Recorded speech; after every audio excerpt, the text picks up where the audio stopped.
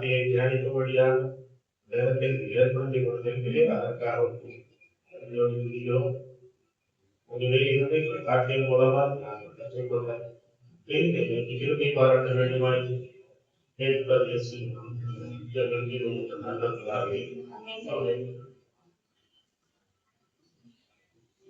முதல்ல ஒரு நன்றி சொல்லணும் அப்படின்னு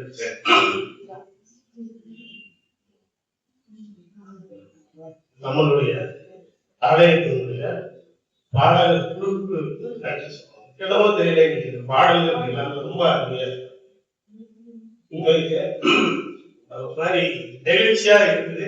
ஒரு பிசுறும் இல்ல, சரி அமைப்பாளர்களும் ரொம்ப அருமையாக இருக்கிறது. இந்த நாளை ஒரு ரம்யமா கொண்டு போயிட்டு இருக்கு அப்படின்ற விஷயம் அவ்வளவு அருமையா நீங்க பாடுறீங்க. வாழ்த்துக்கள். இயேசு சிலுவையில் கூறிய 5வது வார்த்தை முறை வாசிக்கலாம். யோவான் 19:28. எல்லாம் முடிந்ததென்று இயேசு அறிந்து வேத வாக்கியம் நிறைவேறத்தக்கதாக இருக்கிறேன் என்றார். வேத வாக்கியம் நிறைவேறத்தக்கதாக தாகமாய் இருக்கிறேன்.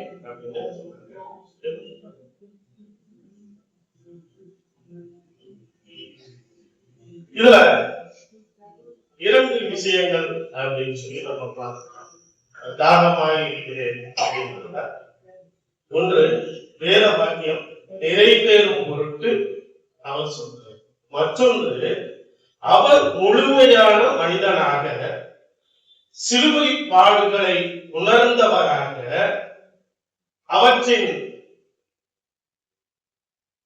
வேதனையை துக்கத்தை நிரூபிக்கும் பொருட்டு உடல் ரீதியாகவும் ஆத்ம தாகத்தையும் வெளிப்படுத்தும் ஒரு வார்த்தையாக இருக்கிறது. 2 விஷயம் அந்த தாகத்துல. ஒன்று வேத வசனத்தை, வேத வாக்கியங்களை நிறைவேறும் பொருட்டு தாகமாயிருக்கிறேன் என்று சொன்னார். அடுத்ததாக அவர் மனிதனாக தான் பட்ட அந்த கஷ்டங்களை உணர்ந்தவராக சொல்றாங்க. பொதுவா இன்னைக்கு அறிவியல் பூர்வமாக நாம் சொல்லக்கூடிய ஒரு வார்த்தைகள் பொதுவாக காயங்கள் ஏற்படும் பொழுது அந்த குருதி வெளியேறும் பொழுது என்ன செய்யறாங்க, என்ன சொல்லப்படுகிறதுனா நீரும் வெளியேறும். அப்ப ஆட்டோமேட்டிக்காவே உடம்புல ஒரு டயர்ட் நமக்கு வரும். அப்ப தாகம் நமக்கு ஏற்படும் அப்படின்றத நமக்கு தெரிஞ்சிருக்கும். சரியா நம்ம பார்த்துருக்கோம். ஆனா ஒரு மனிதன் தாகத்தோடு இருக்கும் பொழுது அவருக்கு பிடிக்கிறதுக்கு கொடுக்கிறது அப்படின்றது ஒரு நியாயம் இருக்கு. ஆனா இயேசுவானவருக்கு சிலுவையில் அறைவதற்கு முன்பே அவருக்கு குடிப்பதற்கு திராட்சை ரசம் கொடுக்கப்பட்டது. 3 விதமான திராட்சை ரசங்கள் கொடுக்கப்பட்டிருப்பதாக வேறு ஆராய்ச்சியாளர்கள் சொல்றாங்க. ஒன்று வெள்ளை கோலம், நம்ம இதுக்கு முன்பு படிச்ச மார்க்ல சொல்லுங்க, வெள்ளை கோலம் கலந்த திராட்சை ரசம். மற்றொன்று புளிப்பான, புளிப்பும் கசப்பும் உடைய ஒரு திராட்சை ரசம். 3வதாக கொடுக்கப்பட்டது எல்லோராலும் பருகக்கூடிய ஒரு திராட்சை ரசம் அப்படின்றத நம்ம. அதாவது இயேசு கிறிஸ்துவானதற்கு தாகத்தை தணிக்க மிகவும் கசப்பான விஷத்தன்மை கொண்ட அல்லது மயக்கமூட்டக்கூடிய திராட்சை ரசத்தை அவர்கள் கொடுத்திருக்கிறார்கள். வேத ஆராய்ச்சியாளர்கள் அதனுடைய முதல் படிவங்களை, அந்த சோடிகளை எடுத்து ஆராயும் பொழுது எங்கேயுமே காடி அப்படின்ற ஒரு வார்த்தை பயன்படுத்தப்படவில்லை என்று சொல்கிறார். திராட்சை ரசம் என்றே பயன்படுத்தப்பட்டிருக்கிறது. இப்ப எதற்காக அவர் சிலுவையில் அறையப்படுவதற்கு முன்பு திராட்சை ரசம் கொடுக்கப்பட வேண்டும் நமக்கு தெரியணும். சும்மா தாகமே இல்ல, ஒருவேளை அவங்களாம் நினைச்சு கொடுத்தாங்களா, தாகமா இருப்பாரோ, சிலுவையை சுமந்து வந்திருக்கிறாரு, ரொம்ப அடியெல்லாம் வாங்கி இருக்கிறாரு, ரத்தம் வேற வடிஞ்சுட்டே இருக்குது, அதனால தாகமா இருப்பாரு அப்படின்னு நினைச்சு அவங்க கொடுத்தாங்களா? தயவு செய்து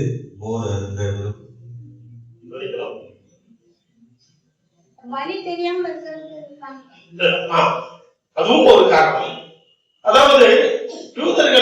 செய்வாங்க அப்படின்னு சொல்லி பார்த்தோம்னா, இந்த கொலை செய்யப்படுவதற்கு, சிலுவையில் ஒப்புக் கொடுப்பதற்கு யாருக்கு? தவறு செய்பவர்களுக்கு அந்த தண்டனை கொடுக்கக்கூடிய ஒரு வழக்கம் உண்டு, சிலுவையில அறைந்து கொள்வது. அப்ப அவங்க எப்படி இருக்கணும் அப்படின்னு நினைச்சா, அது அழகா நமக்கு வேதம் சொல்கிறது. யாராவது ஒரு வாசிங்க, நீதிமொழிகள் 31:6-7. மடிந்து போகிறவனுக்கு மதுபானத்தையும் மனம் கசந்தவர்களுக்கு திராட்சை ரசத்தையும் கொடுங்கள். அவன் குடித்து தன் குறையை மறந்து தன் வருத்தத்தை அப்புறம் நினையாது இருக்கட்டும். மடிந்து போகிறவனுக்கு மதுபானத்தையும் மனம் கசந்தவர்களுக்கு திராட்சை ரசத்தையும் கொடுங்கள். அவன் குடித்து தன் குறைவை மறந்து தன் வருத்தத்தை அப்புறம் நினையாது இருக்கட்டும். தண்டனைக்கு முன்னாடி அந்த தண்டனை பற்றி அதோட கஷ்டத்தை நினைவு கூறாமல் இருக்கணும்ன்றதற்காக கொடுக்கக்கூடிய, அதை நம்ம பார்த்தோம்னா அது பொதுவாகவே அந்த காடி அப்படின்றது எப்படி இருக்கும் அப்படின்னு சொல்லும் பொழுது சொல்றாங்க, சங்கீதம் 69:21 சொன்னது போல, வேசியாவிற்கு கசப்பு கலந்த காடியை குடிக்க கொடுப்பார்கள். அப்ப அந்த காடி எப்படிப்பட்டதா இருக்கும் அப்படின்னா, ஒரு விஷத்தன்மை வாய்ந்த அல்லது வீரியம் உள்ள போதை ஊட்டக்கூடிய ஒரு கசப்பான பானம் சொல்றாங்க. விஷத்தன்மை இருக்கும், வீரியம் உள்ள போதையை ஊட்டக்கூடிய ஒரு பானத்தை தான் அவர்கள் கொடுப்பார்கள். அதுல என்ன இருக்குமா? கசப்பு இருக்கும், வெள்ளை கோணம் இருக்கும், அபின் இருக்கும், கசப்பான பூண்டுகளும் அதில் கலக்கப்பட்டிருக்கும். அப்ப அது தன்னிலை மறக்க செய்யக்கூடிய ஒரு போதைப் பொருளாக இருக்கும். யோசித்து பார்க்கலாம். இன்னைக்கு நம்ம எல்லாருமே சொல்லிட்டு இருக்கோம், மது பிரியர்கள் பிரியம். அவங்க சொல்ற காரணங்களை கேட்டிருக்கீங்களா? நல்ல நல்ல காரணங்கள் தான் சொல்லுவாங்க. நான் ரொம்ப துக்கமா இருக்கிறேன், என் வீட்டுல ஏகப்பட்ட பிரச்சனைகள் பார்த்தா நான் என்ன செய்யறது, எனக்கு தூக்கமே இல்லை, நான் தூங்கி ஆகணும், அதற்காக நான் அதை என்ன செய்யறேன், எடுத்துக்கிறேன். சரி, அதுக்கப்புறம் ஒரு கேட்டோம்னா சொல்றேன், பிரதர் என் வீட்டுல ரொம்ப நல்ல நிகழ்வு, நல்ல நிகழ்ச்சிகள் நிறைய நடந்துட்டு இருக்கு, படம் நிறைய அற்புதங்கள் எல்லாம் செஞ்சுட்டு இருக்காரு, நான் ரொம்ப மகிழ்ச்சியா இருக்கிறேன், அதனால நான் அதை பயன்படுத்தி ஒருத்தட்ட கேட்டா சொல்லுவாரு, என்ன காலையில இருந்து மாலை வரைக்கும் மாடு மாறி உணங்கிடும், ஒரே வலி, என்ன செய்யும், நான் அதை எடுத்தே ஆக வேண்டும். யோசிச்சு பாருங்க. ஆனா இயேசுவானவர் என்ன செஞ்சாரு? எவ்வளவு சவுக்கால் அடிக்கப்பட்டிருக்கிறார். அந்த கனமான சிலுவையை யோசிச்சு பாருங்க. ஒரு மனிதனுடைய எடையை தாங்கக்கூடிய அளவிற்கு அது ரொம்ப கனமான சிலுவையாக அது இருந்திருக்கும்.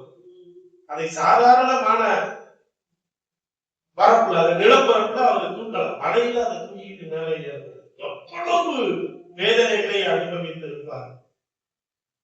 ஆனால் அவர் அந்த காடியை குடிக்க கொடுக்கும் பொழுது அதை அவர் உணர்ந்து கொண்டவராக இருக்கிறார். அவருக்கு அதை தெரிஞ்சிருச்சு, இல்ல இது எனக்கு வேணாம் அப்படின்னு சொல்லி சுவைத்த பின் அதை மறுத்தார். குடிச்ச நேரம் செக் பண்ணும்போது இல்ல இது எனக்கு வேண்டாம் என்று அதை என்ன செஞ்சார், புறம் தள்ளிவிட்டார், கொடுத்தார். ஆனா அவர் எப்படி அதை யோசித்தார், அவர் எப்படி அதை இது வேண்டாம் என்று நினைத்தார் அப்படின்னா, அவங்க இதன் மூலமாக அவர் எதையாவது உணர்வாரு, தண்ணீரை மறப்பாரு, அதன் மூலமாக அவரை நாம் என்ன செய்யலாம், உதாசீனப்படுத்தலாம், கேவலப்படுத்தலாம், இன்னும் என்னென்னமோ அவரை நம்ம செய்யலாம். அதை இழந்த பிறகு எவ்வளவு கேள்விக்குத்தான ஒரு பொருளாக அவர் மாறினார். நினைச்சாங்க அவர் மதிமயங்க வேண்டும் இதை குடித்து, அவரை நாம் இன்னும் எவ்வளவு தூரம் அவரை அவமானப்படுத்த முடியுமோ அவ்வளவு தூரம் நாம் அவமானப்படுத்த வேண்டும் என்ற நோக்கில் அவருக்கு அது கொடுக்கப்பட்டது அப்படின்றத நம்ம பார்க்கலாம். அதுவுமே ஒரு வகையான துன்புறுத்தலின் செயல்தான். கொடுத்த பிறகு போதையில் இருக்கிறவனை என்ன வேணாலும் அடிக்கலாம் அப்படின்னு சொல்லி பார்ப்போம்.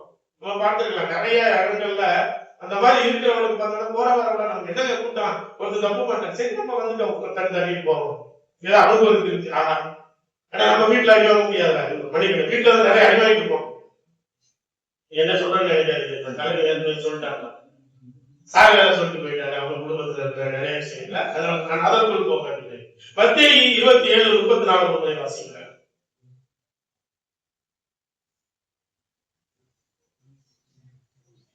கசப்பு கலந்த காடியை அவருக்கு குடிக்க கொடுத்தார்கள். அவர் அதை ருசி பார்த்து மிக்க மகிழ்ச்சியாக இருந்தார். கசப்பு கலந்த காடியை அவருக்கு குடிக்க கொடுத்தார்கள், ஆனால் அவருக்கு அதை குடிக்கிறதுக்கு மனது இல்லாமல் அதை மறுத்து விட்டார். அவருக்கு தெரியும்.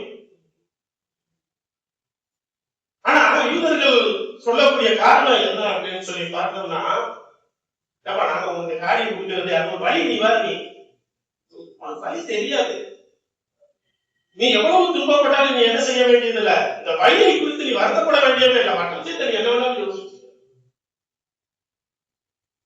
அதை மயக்கம் ஏற்படுத்தி கொடுமைப்படுத்துவதற்காக கொடுக்கப்பட்டிருக்கக்கூடிய ஒரு காரியம். அதை உணர்ந்தவராக அதை மறுத்தார். மார்க் 15:23 வாசிக்க. வெள்ளை போலம் கலந்த திராட்சை ரசத்தை அவருக்கு குடிக்க கொடுத்தார்கள், அவர் அதை ஏற்றுக்கொள்ளவில்லை. அதை அவர் ஏற்றுக்கொள்ளவில்லை. ரெண்டு விஷயங்கள், ஒன்று கசப்பான ஆடியை கொடுத்தாங்க, இன்னொன்று வெள்ளை போலம் கலந்த திராட்சை ரசத்தையும் அவருக்கு கொடுத்தார். இதுல எது சரி? ஆனா மூல எழுத்து சுவடிகள்ல சொல்லப்படுவது காடின்ற ஒரு வார்த்தையில திராட்சை ரசம். அப்ப இரண்டுமே அது பொதுவானதாக பொருத்தமானதாக இருக்கும். ஏன்னா காடி அப்படின்னாலே நம்ம வேத ஆராய்ச்சியாளர்கள் சொல்வது புளிப்பான திராட்சை ரசத்தின் ஒரு வகை என்று திட்டம் பிடிச்சோம்.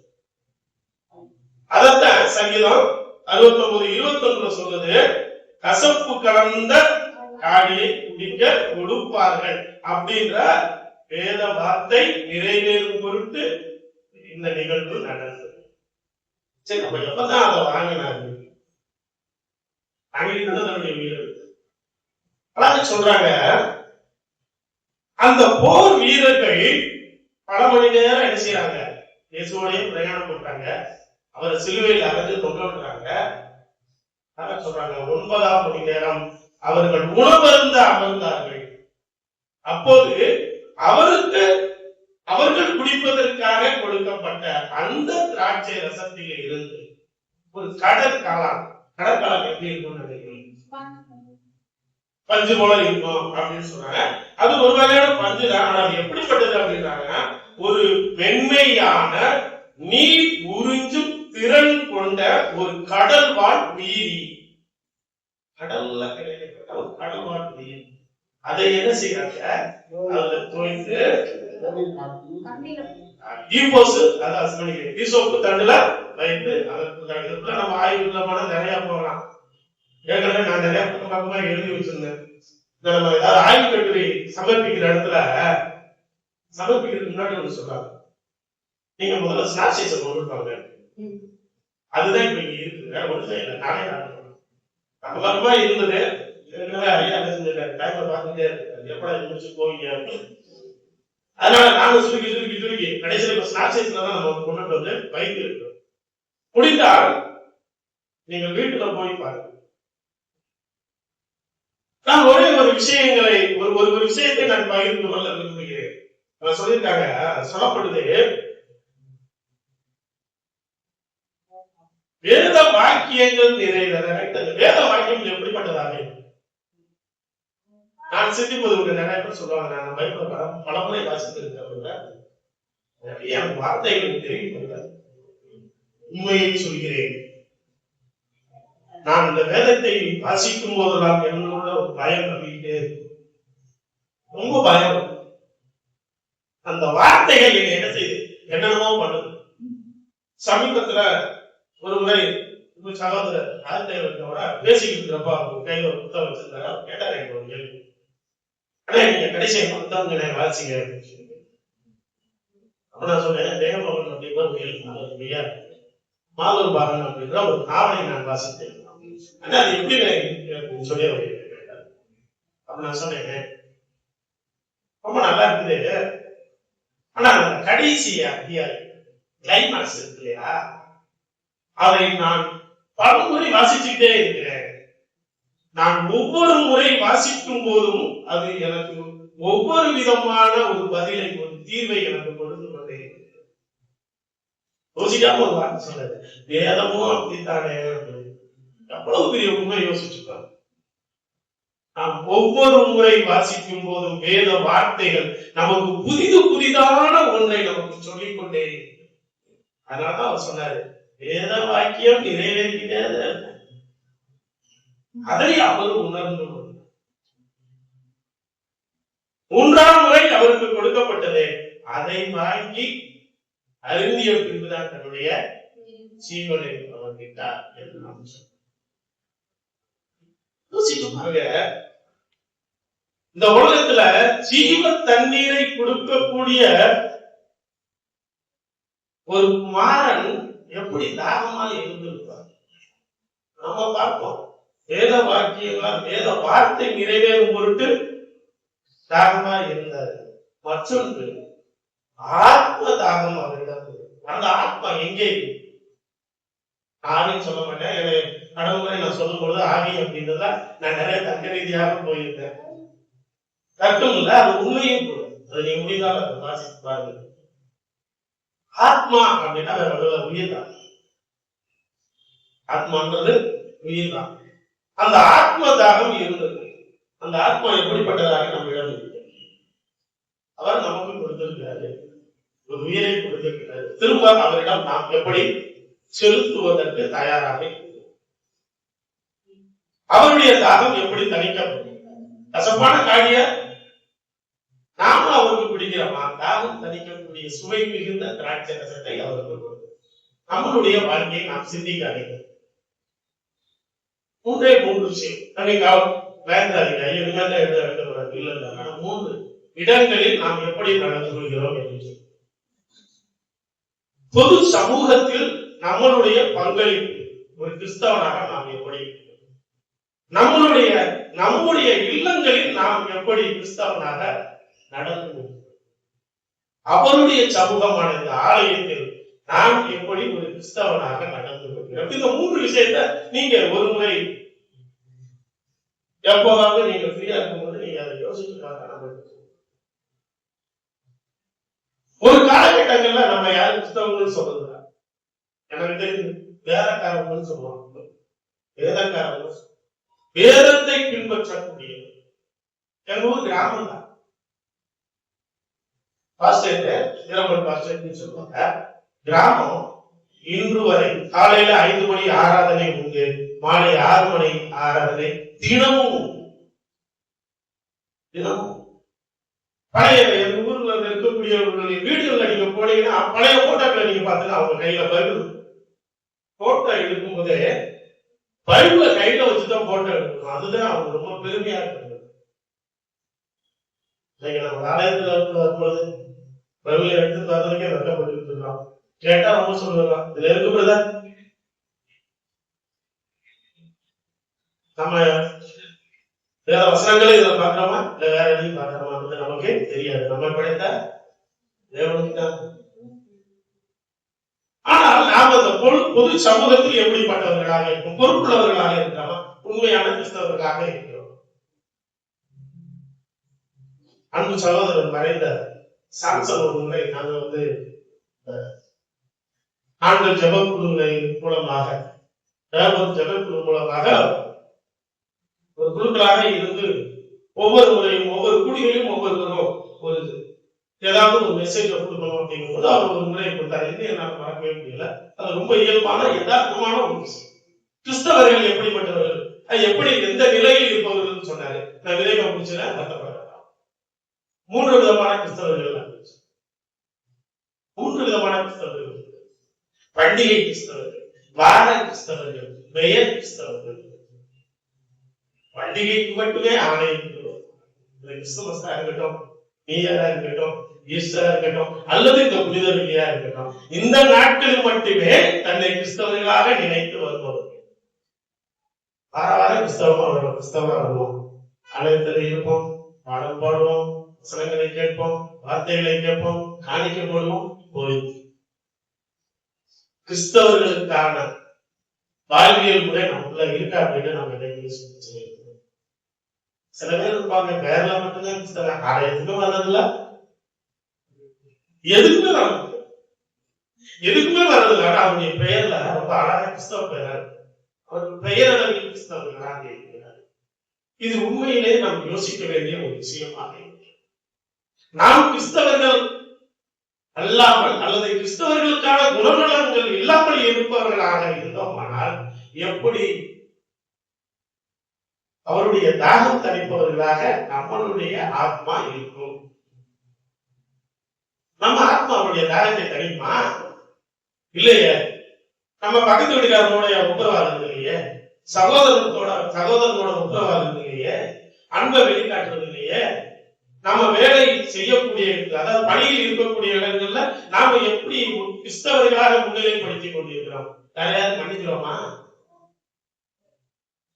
இல்ல நமக்கு முன்னாடி யாருக்காவது ஒருத்தருக்கு ப்ரொமோஷன் கொடுத்துட்டா எவ்வளவு நம்ம ஒதுக்கணும்? இல்ல கடவுளுடைய சித்தம் தான், நடக்கும்போது நடக்கணும் அப்படின்னு நம்ம நினைக்கிறோமா? இல்ல அவனை காட்டி செய்ய எனக்கே கொடுக்கப்படாது. எவ்வளவு போராட்டம், எவ்வளவு போகும். சமூகத்துல நாம ஒரு கிறிஸ்தவர்களாக முன்னோடியாக நாம் இல்லை என்றால் அவருடைய தாகம் தணிக்கப்படாது. குடும்பத்துல எடுத்துக்கங்க, எத்தனை குடும்பங்களில் சமாதானம் இல்லாமல் இருக்கிறது. கிறிஸ்தவ எங்கே போச்சு நம்மகிட்ட இருக்கக்கூடிய அன்பு, நம்மகிட்ட இருக்கக்கூடிய சமாதானம்? அவர் கொடுத்த ஆத்மா இது. அவர் தாகத்தோட காத்துட்டு இருக்கிறாரு. எப்ப உனக்கு நான் எப்படி கொடுத்தேன், நீ அப்படியே என்ன கொண்டு வாப்பா, நீ அப்படியே என்ன வாப்பா அப்படின்னு காத்துட்டே இருக்கிறாரு. ஆனா நம்ம கசப்பான காரியை எல்லாம் கொடுத்து கொண்டிருக்கிறோம். நம்மளுடைய வாழ்வியல் முறை அப்படி இருக்கு. நாம அவருக்கு விரோதமா எல்லா காரியங்களும் செய்யறோம். அது அனைத்தும் கசப்பான காரியம் அவருக்கு நாம் கொடுத்து கொண்டிருக்கிறோம். அவர் தாகம் நிறையவே இருக்கு. வருடம் நம்ம தாகத்தை பத்தி தான் பேசிக்கிட்டு இருக்கோம். ஆனா அவர் எப்பவுமே தாகத்தோடயே தான் இருக்கிறார். ஆத்மா தாகத்தோடு இருக்கிறார். ஆலயத்துக்கு வர நம்ம எப்படி இருக்கணும்? சமூகத்துல எப்படி இருக்கோம், குடும்பத்துல எப்படி இருக்கோம், ஆலயத்துக்கு நம்ம எப்படி இருக்கோம்? என்னடா ஒரு நண்பர் ஒரு முறை சொன்னாரு, அது என்னவோ தெரியல, ஞாயிற்றுக்கிழமை ஆனாலும் எனக்கு ஏதாவது ஒரு பிரச்சனை. சொன்ன வார்த்தை ஞாயிற்றுக்கிழமை ஆனாலே சரி ஏன் வருது இல்ல, அதுவும் பாருங்களேன், நான் எப்ப ஆலயத்துக்கு கிளம்புறேன் எனக்கு அப்பதான் வருது பிரச்சனையா வருது. வண்டி எடுத்தேன்னா அதுல வந்து பெட்ரோல் இல்லாம இருக்குது.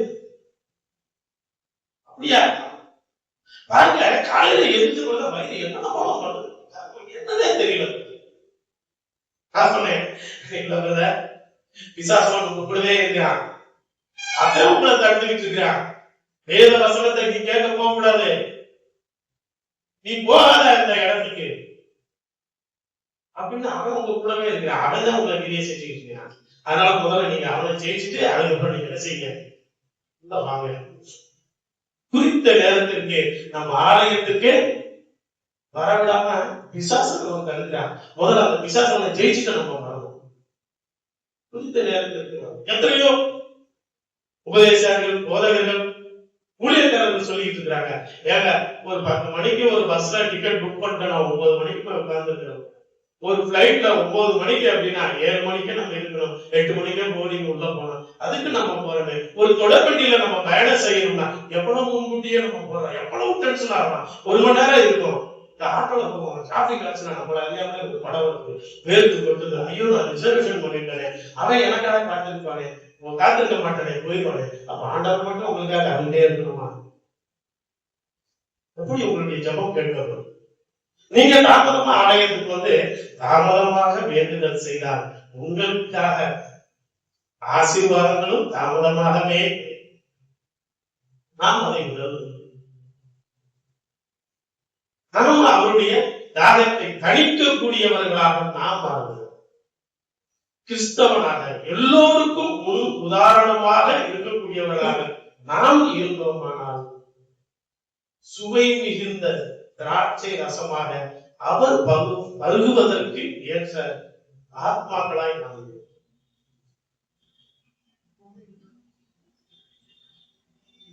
கடைசியா அவரு ஏன் அதை மறுதளித்தார் அப்படின்ற ஒரு விஷயம் சொல்லப்பட்டிருக்கிறது. அது எனக்கு ரொம்ப ஒரு விதமான உணர்வை எனக்கு கொடுத்தது அப்படின்னு சொன்னார்.